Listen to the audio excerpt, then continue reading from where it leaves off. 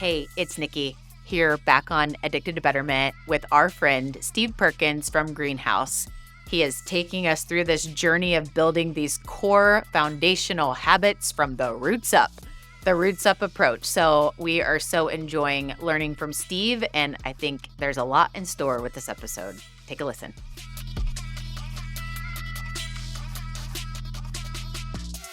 Hey guys, David here with Addicted to Betterment. Man, I'm excited for today's show. I usually am excited for every show, but today's show has a little twist. Back with our good friend, Steve Perkins. Man, when we were chatting with Steve recently just about his passion around helping people and our passion, and here at Addicted to Betterment, we are committed to living life all in every area of the life wheel. We believe strongly that every area is intertwined and that, one is not exclusive from the others. They all affect each other. And man, Steve does some great work around helping people in so many areas. And so we said, hey, after talking about it for so long, we was like, listen, let's do a series together.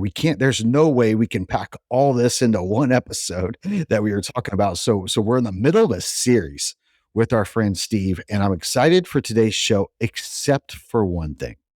Steve, you showed up today with a Michigan hat. Let's go. And I don't even know if I'm going to be able to get through this episode. So we are fresh off the national championship in football. And anyone who follows sports knows that the Ohio State Buckeyes won the national championship. And I, for one, am an Ohio State Buckeye fan, have been for some time. In football, I'm an Indiana Hoosiers basketball fan. But man, showing up for an Addicted to Betterment show with a Michigan hat on is going to be tough to swallow. But thanks for showing up today, man. Let's go. I mean, it's interesting that, Herb Street's son decided to come to Michigan. I don't know why that is, but it's kind of interesting. It is. He's just trying to chart his own path, man. We all do that when we're young kids. We make dumb decisions. Well, I will take the hat off in a minute, but I just had to represent. I have to bring Michigan back into the picture a little more after this year. But I wasn't cheering for OSU during the game, but after they won, I have to admit I was glad for a back-to-back Big Ten years. And, pretty cool that we're back in the picture. It felt like for a while there, it was all about the SEC and the spread offense, this and that. And we kind of fell out of the, public eye. So. Well, listen, we'll let it slide today. Props to you for wearing the hat. I mean, they've got to have some fans. And listen, let your biggest weakness become your biggest strength. And so, hey, at Addicted to Betterment, we can change that rooting for Michigan into a strength, into rooting for a good team. So we'll work together on that. How's that? All right. Well, I'm the guest, so I guess I have to fall in line. Oh, man. So we're talking about a big conversation today around networking. And when the word networking, even someone says the word, that usually causes one of two reactions within people. And it's one of two things. It's you got that person that is, yeah, I love to network. Where, when, what time, I'll be there. I can't wait. I just want to talk to everybody and shake everybody's hands, get some numbers and connect and all that. And then you got the other person that instantly starts sweating, instantly gets a little nauseous and is like, oh, so talk to me. Let's just start there. Define what you would call networking. Define that for me. And why is this something that you're so passionate about? Yeah. No, I love that synopsis because that's exactly why it comes up so much in coaching, which is why we've made it into one of our main product topics. Because, especially for people in our line of work where you're a coach or a people helper, a consultant, that usually means you have some amount of creativity. And those are typically the people who are the sweaters in your example.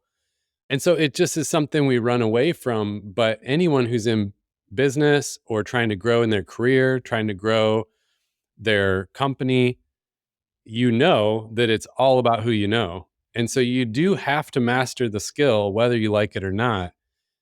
And so that's why I want to address it, because I think we run away from a thing that we need the most.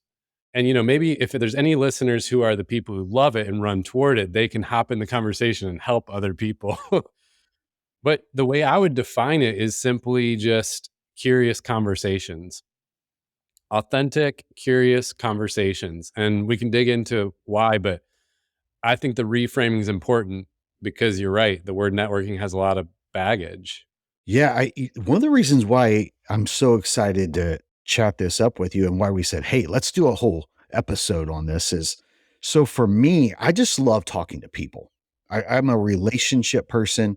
I've got my group at the gym that, man, when I go in, I mean, we all know each other's names. There's a bro hug, a fist bump. I mean, I know the lady at the grocery store who always manages the self-checkout aisle. She knows me. As soon as I walk in at Kroger, she's, a smile and a wave. My wife, on the other hand, would rather go to the gym with her AirPods in, not say a word to a soul, maybe talk on the phone or something and get out. And she probably doesn't know anybody at the gym. But yet on the flip side, she is an incredible network. And so what you're really talking to is not, the person at the store who goes in and just chats it up with everybody. That's not exactly what you're talking. You're talking about the person who leverages relationship with intentionality. That's interesting that you bring that up because I'm like you too, where I love meeting new people. I love getting to know strangers. I love getting out there.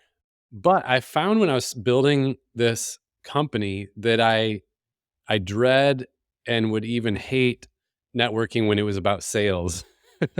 Because I don't ever want to pressure people and have to, try to push them to do something. And so suddenly all of those skills and even things that I enjoyed around networking, it kind of backfired. I'm curious how it is for you because I wouldn't have thought of myself as someone who struggles with networking until it was directly related to growing my business. I'm with you 100%. As much as I love talking to people and organically, someone at the football game, just connecting with them and talking to them, or, a concert or whatever. Next thing you know, halfway through the concert, you feel like hey, let's go hang out because you become friends almost, or something like that. On the flip side, like the idea of networking for business relationships or to cultivate sales or something like that makes my head hurt. But my wife has taught me how to do that much better, and I think that's a skill that if people master can really accelerate their professional career. So I'm excited to hear some of your your thoughts on that and share it with our listeners. Yeah. And, you know, listeners will probably get to know her at some point here, but Sunday, one of our coaches, she's a master at this and she's taught it to thousands. And her point, which I really love, is that even when you're not in a growth stage and you're not trying to find a job, get a promotion, build your business, you should still always be networking because when you need it, it'll be too late. And I had this just yesterday. A friend who's doing some new business venture needed me to connect him with somebody. And, good thing he knew me and I was willing to do it because the guy I connected him with, I've been networking with and building a relationship for probably a decade. And this friend doesn't put in the reps with networking. And I almost wanted to stiff arm him and be like, man, you're too late. Like you needed to be building relationships for the past 10 years. That's what allowed me to make this introduction for you instantly. So yeah, I'm kind of with you. I think it's a good topic for everybody for some reason or another. What are some of the myths that you think there are around networking that make someone like you or I start sweating, as we said, make us give us that butterfly nauseous feeling like of dread? What's some of the reasons that cause us to have that reaction? Well, I think the most common one I've seen is the feeling of pressure to produce results from that conversation. So the place you feel is the worst is networking events, whether it's a conference or an actual like business networking event. It's the worst because everyone's being fake. Everyone's just kind of trying to slide their business card around and there's this pressure feeling like I need to instantly influence this person to do XYZ. I need to instantly get a client. I need to instantly get a job. And, we deal with people who are in a job search mode too. And they think, okay, I'm meeting for coffee with this person. I have to get a job out of it. And the reality is that's not true. Like networking is all about 6 degrees of separation. you're going to meet with this person who's going to introduce you to that person. They're going to introduce you to that person. And, 5 people later, something will transpire that is what you're looking to accomplish. But the person in front of you is rarely the answer. And so I find that's a huge myth because it causes us to put so much pressure on the conversation that it becomes really awkward, really fake, really unattractive to the other person. That's the most common thing that I see. Although, yeah, I think there's several kind of myths that pop up. It's one word you just used that I just want to kind of dive into a little bit. You said it feels fake to the other person. A lot of times we feel, it's forced or it's fake, like, hey, if I'm networking, I'm trying to create this friendship with this ulterior motive, kind of a bait and switch type thing. And I'm curious to hear your thoughts on this. So last year, one of the things that I did at the beginning of the year, I challenged myself to get super intentional about business relationships and friendships. So I listed 5 people that I said, man, I really want to grow this friendship because they elevate my life, they elevate me as a person, and I want to invest time in those. Then on business side, I listed 5 people that I knew I wanted to get to know, wanted to develop a relationship with, because I knew they could help me in business. And really, what I did, and I'm curious to hear your thoughts on this because I probably didn't do it right, but I reached out to them and let them know that I wanted to cultivate that relationship. And I actually just told them what I was wanting to do. Like, hey, I'm trying to get somewhere in business and I would love to just sit down and pick your brain and hear your thoughts and grow this relationship. And we just told them, hey, I'm really being intentional about growing some relationships. What are your thoughts on that? I mean, it worked for me, but how do you see that? Well, it's no surprise to your listeners. I think it's one of your superpowers. You're super genuine and authentic at all times. And so I think that's a perfect model because what you did is a very specific thing. You cleared the air of any question of intentions. And it's true. Like I grew up in the part of the country where all the like pyramid scheme stuff started. And so I've experienced this backward and forward. I actually know some people who are part of founding a lot of that. And it's so painful to see how it played out because originally the intentions of some of those organizations were good. But what happened over time is people learned this pattern of talking to friends and connections without clear intentions. And there's an agenda that's hidden, and people are smart. Our brains can pick up on that really quickly. I forget the number, like our subconscious can pick up on some insane amount of cues faster than our conscious can. And so people, it. I mean, everyone listening, like you've experienced that. When there's some hidden agenda or someone's being a little fake and it turns you off. And so I think you actually did the perfect thing, which is just right off the bat, clear any question around intention. Like here, this is what I'm reaching out to you for. This is why I want to talk. And it's great. Like people actually feel way more comfortable when they know exactly why we're meeting. And yeah, I mean, especially if you're in a place like you and I, where we have to mix business and personal to some extent, like we are building relationships with people and for business reasons, it's like super important to get clear up front about intentions. And I think that's exactly what you did. I'd be curious to ask, you should ask that person how they like, hey, I was just telling the story and I'm curious how it felt to you and just see what they say.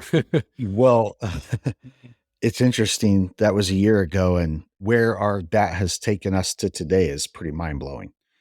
So I would say it was great on both sides, pretty sure. And you were just talking about the whole like pyramid scheme and stuff.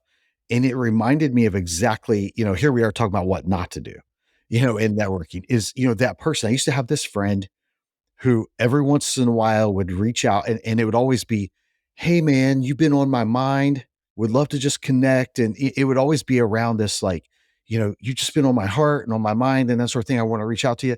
And so because I'm human, I'm like, oh man, okay, thank you. And then after that, 15 minutes into the first conversation, you're like, It's the worst. Yeah. When the intention becomes clear, you're like, your heart sinks because you're like, man, I was actually excited to chat. And the reality is, it probably wasn't, they probably did care about you as a person. But the way that they did unfolded the conversation, it requires you to think like, well, this was all just for their business agenda.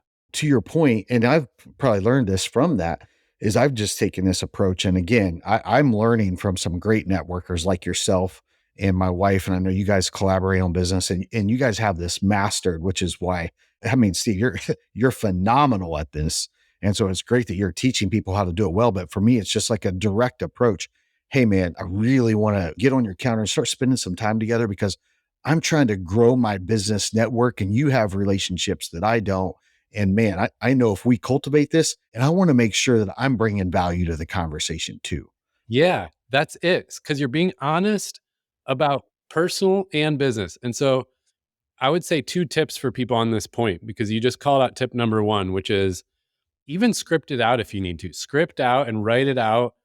That kind of a sentence you just said, hey, I'm reaching out for this reason, and this is why I'd love to talk. Could we chat? And then tip number two is put it in the email when you're inviting them to the meeting or text or whatever, and say it again right at the beginning of the meeting, because we're forgetful and also we just start chatting, and you don't want to feel like a hard left turn in the middle of the conversation when you make it about business.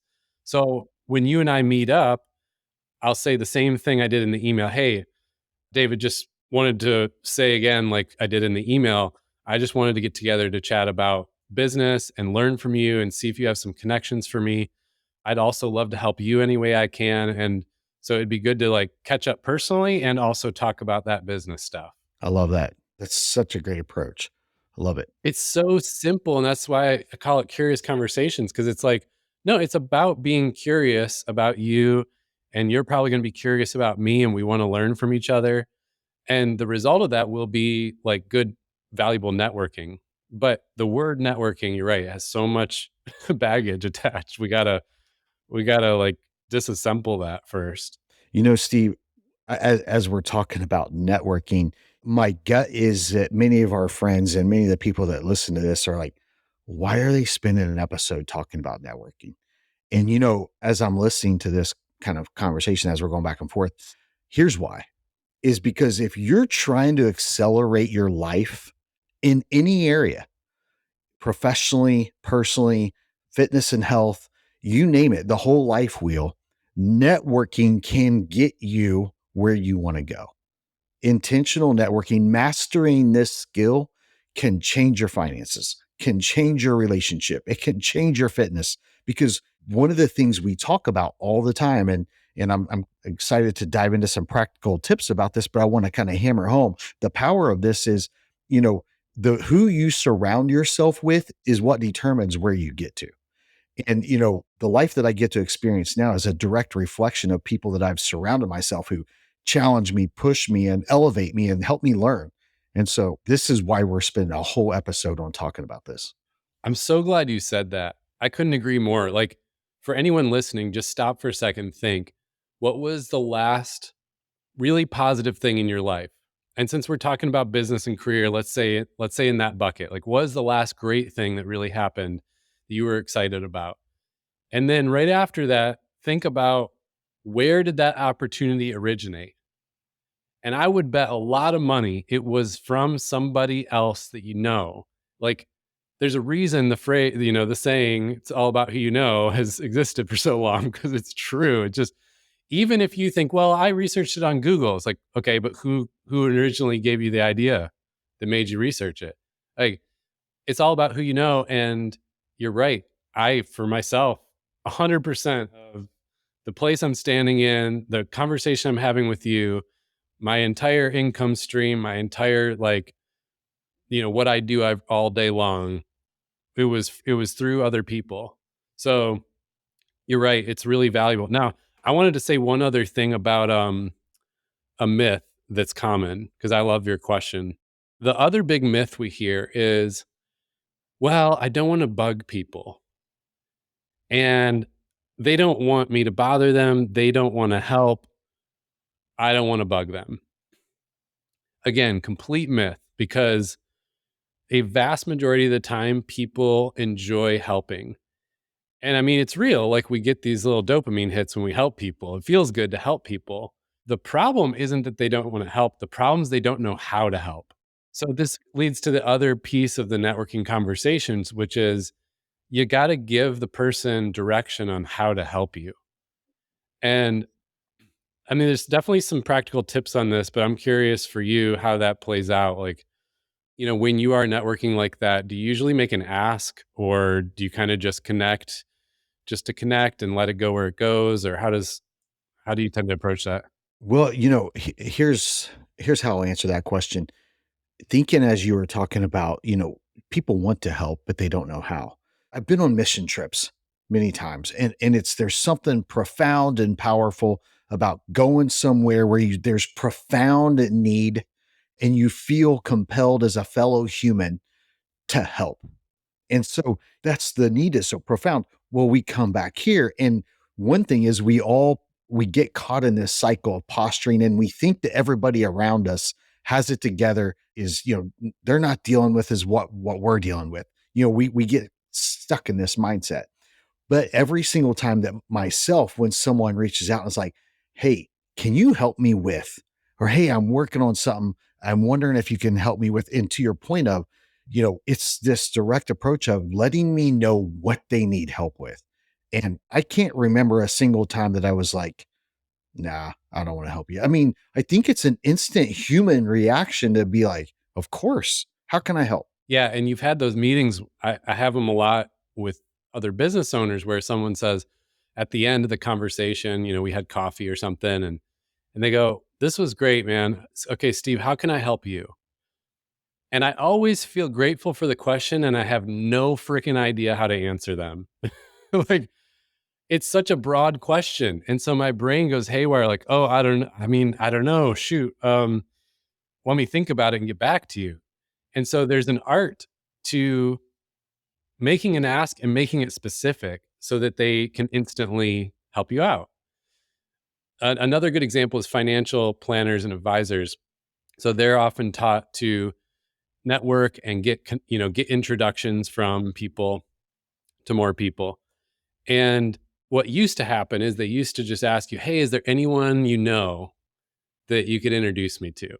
Mm-hmm. And Hate that. I'm sure most people listening have had this experience, and you just shut down. You're like, "I don't, yeah, of course I know people." Like, what? You want me to, like, tonight text everyone I know and introduce them to a stranger? No.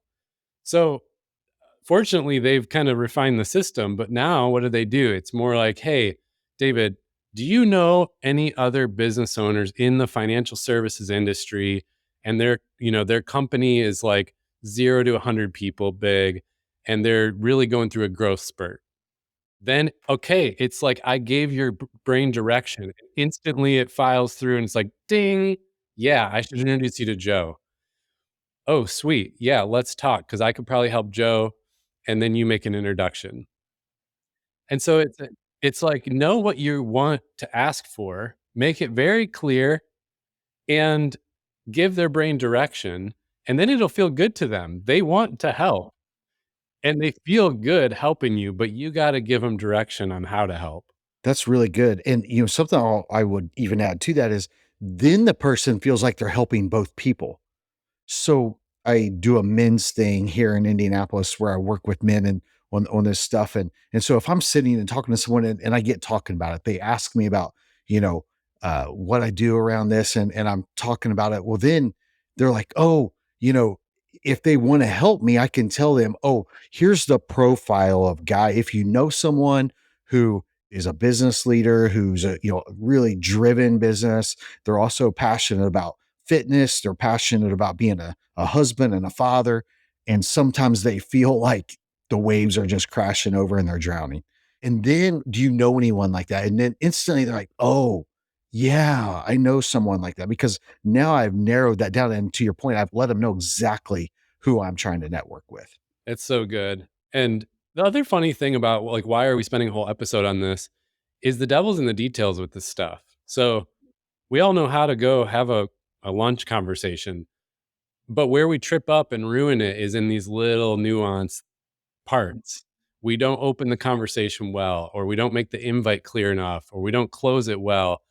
And I mean, we've had those too. Like I've had so many of these the past few years where someone wants to pick my brain. That's the invite. Hey, can we grab lunch? I'll pay for lunch. Let me pick your brain.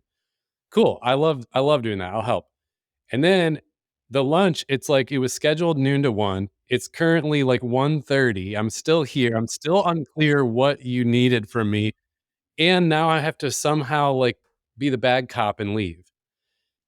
So it's like if this person would have just made it clear what they want, we could get it done before 1, and then they wrap it up before 1 and respect my time. We both feel great. It's like, cool, I got to help them and they got what they need. But yeah, it's in the little details that we mess it up. And I mean, I'm a student of this too. It's part of the reason I'm passionate about it is because I have messed it up so many times. I mean, I early on in business ruined some friendships because I didn't do this well. And I just don't want people to have those same, blooper reels.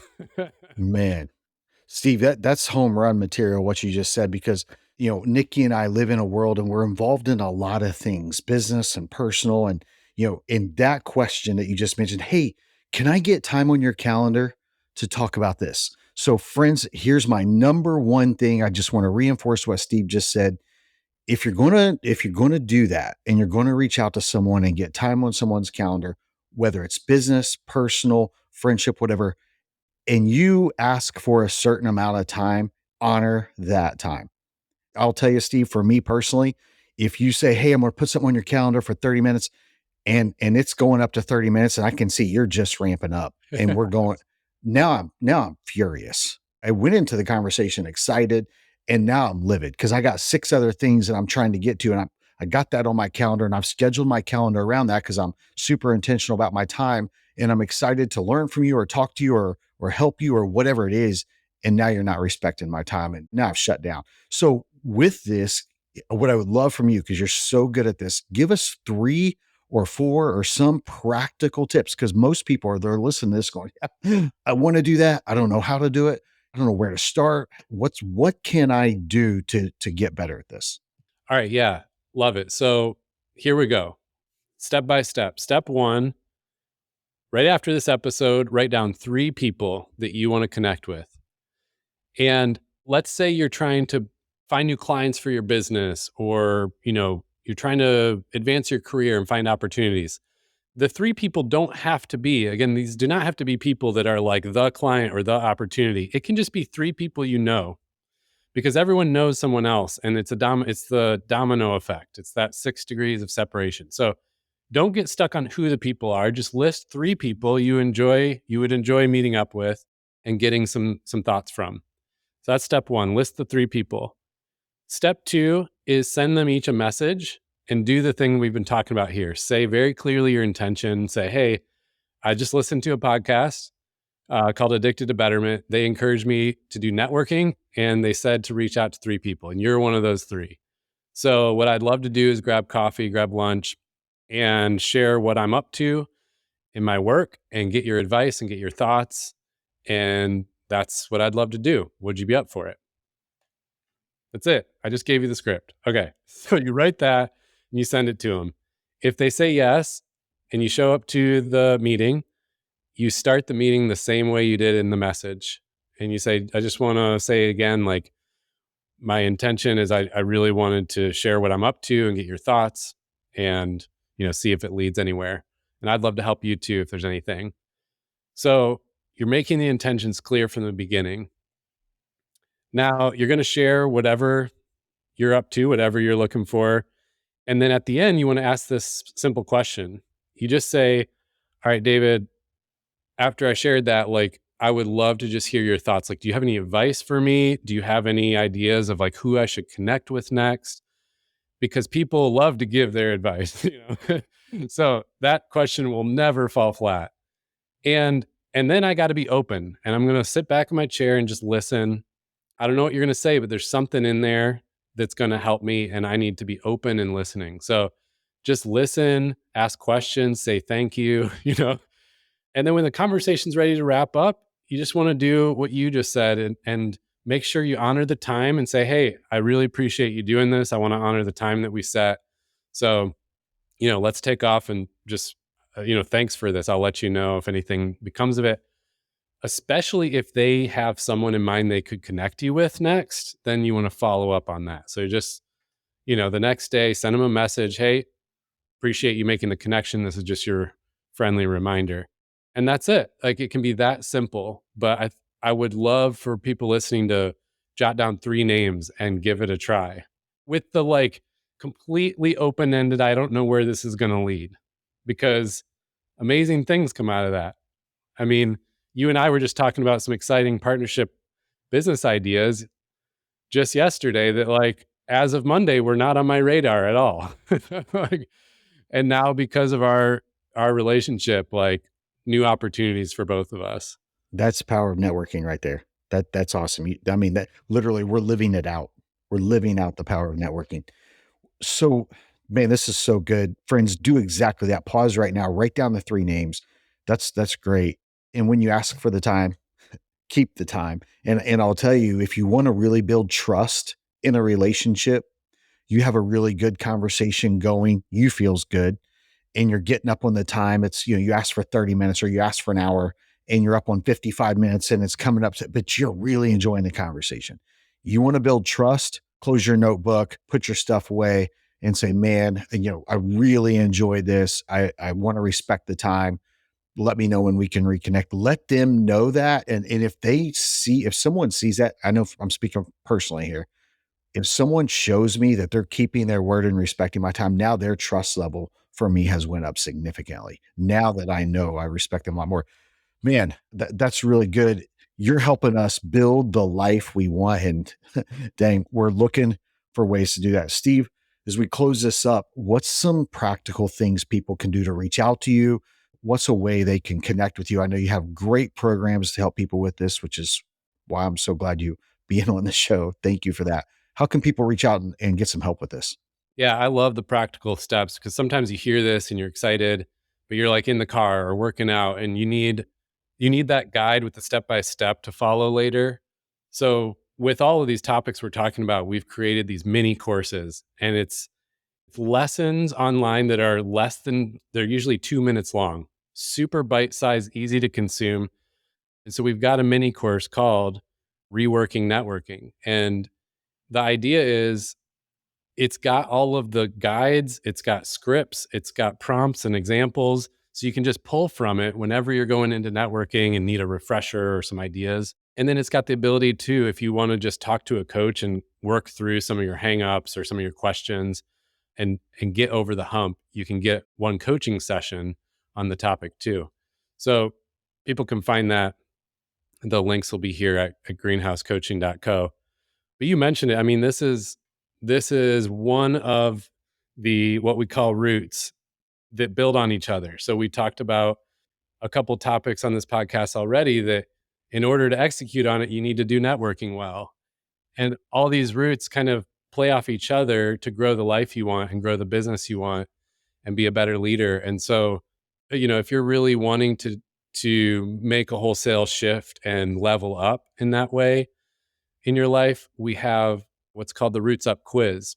And we literally created it for this partnership with Addicted to Betterment, because it's a short 5-minute quiz where it spits out your next step. It's like, here is your first step, and here is your map of where to go after that. It's like your plan of action to grow and make this year really, really amazing. So if you're listening to this point, do the quiz and get your map so you can have a plan of action. And then, like you said, David, we're going to keep coming back together on the pod here and talk about other root topics for growing the life you want. Man, that's good.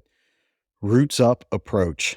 I love it. So, Steve, thanks for being on the show today. I'm wondering if, as we're closing this up, this morning I was talking to a friend of mine a close friend, and last year they had a really challenging year. And I remember as we were going into the end of the year, next year is going to be amazing. Next year is going to be amazing. That was back in December, and they had these reasons why. Well, this morning I had a quick conversation with them, and as soon as they they got on. I could tell they were down. I said, "Hey, what's going on?" And they were on the struggle bus.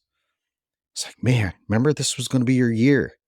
And she said, "Man, I just got to make some big changes. I've just got to make some big changes." And I'm thinking, friends, if you're out there on the treadmill, at the gym, driving down the road, laying in bed, washing dishes, whatever it is, and you're listening to this and you relate to that, thinking, "Man, whatever I'm done hasn't been working and I'm ready to do something different and I got to figure it out." Yeah, I would highly encourage you to take that first step and jump on to, I will put the link in the show notes here. Jump on and just take that quiz, Roots Up. You really can build the life you want. And that's what we're about, Addicted to Betterment. So Steve, thank you for being a part of this. So excited to bring this content to our listeners. And I can't wait for the next one, man. Yeah. Well, thank you so much for this and having me on. It's really fun to talk about this stuff with you. Let's go. So you just listened to this episode. Now, join us in being addicted to betterment. Please subscribe to the show, share with your friends, tag us, and please take a moment, leave a review. Yeah, we do want your stars, but we really want the feedback.